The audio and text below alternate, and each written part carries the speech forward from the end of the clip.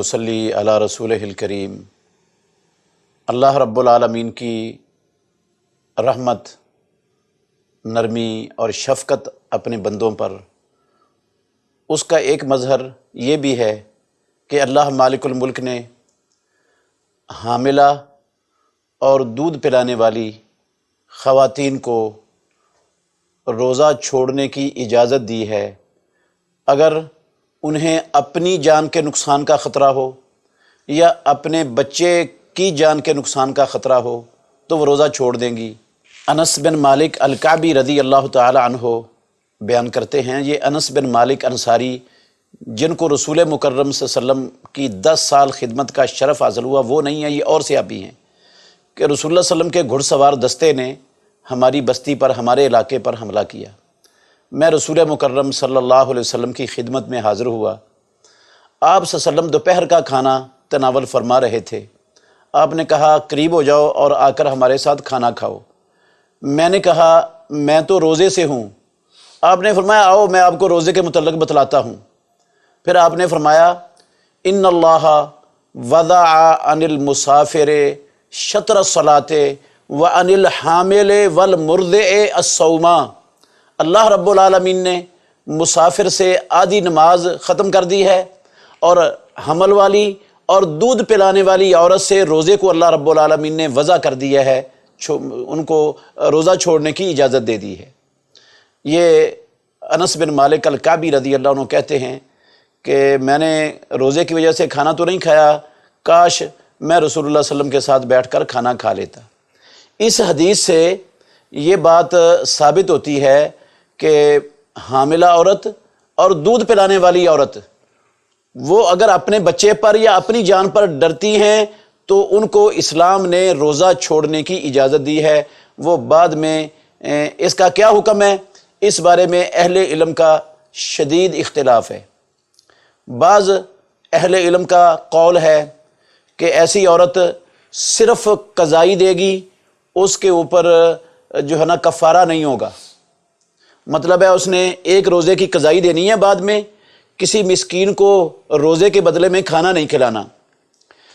بعض علماء کا یہ قول ہے کہ ایسی خاتون، ایسی عورت وہ صرف کفارہ دے گی، قضائی ہے ہی نہیں اس پر، یعنی روزہ نہیں رکھے گی۔ وہ روزہ اللہ نے ویسے ہی معاف کر دیا ہے، صرف ایک روزے کی جگہ پر ایک مسکین کے کھانے کا فدیہ ادا کرے گی، جس طرح کے وہ بوڑھا، شدید بوڑھا مرد اور بوڑھی عورت یا دائمی بیمار کرتے ہیں، بس اس طرح یہ کریں گی۔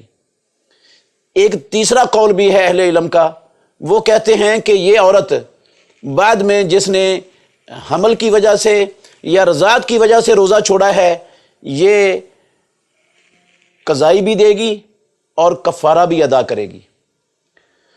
سب نے اپنے اپنے دلائل پیش کرنے کی بھی کوشش کی ہے اور پیش بھی کیے ہیں۔ مجھے جو راجح بات میرے علم کے مطابق سمجھ آئی ہے وہ میں آپ کے سامنے رکھتا ہوں، جو زیادہ دلائل کے بالکل مطابق ہے اور زیادہ سنت کے قریب ہے، وہ رائے میں آپ کے سامنے رکھ رہا ہوں۔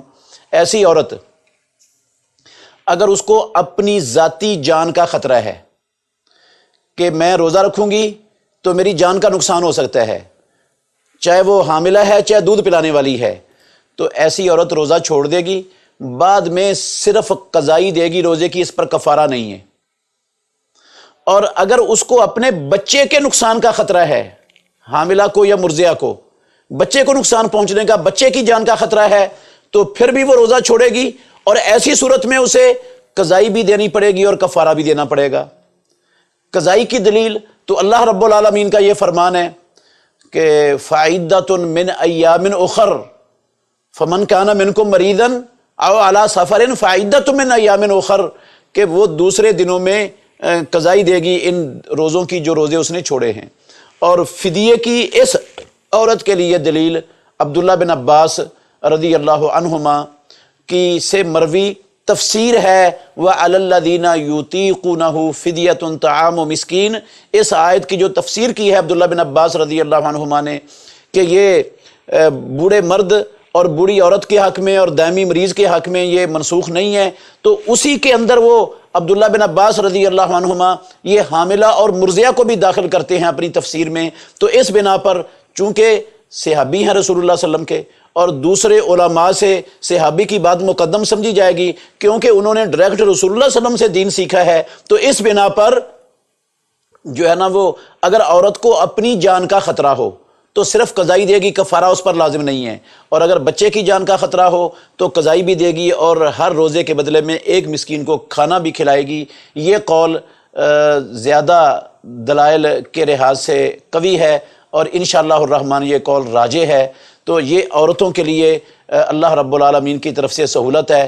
ہمیں اللہ کا شکر ادا کرنا چاہیے کہ اس نے ہماری سہولتوں کا، ہمارے لیے آسانیوں کا خیال رکھا ہے اور حرج اور تنگی میں ڈالنے سے ہمیں محفوظ رکھا ہوا ہے۔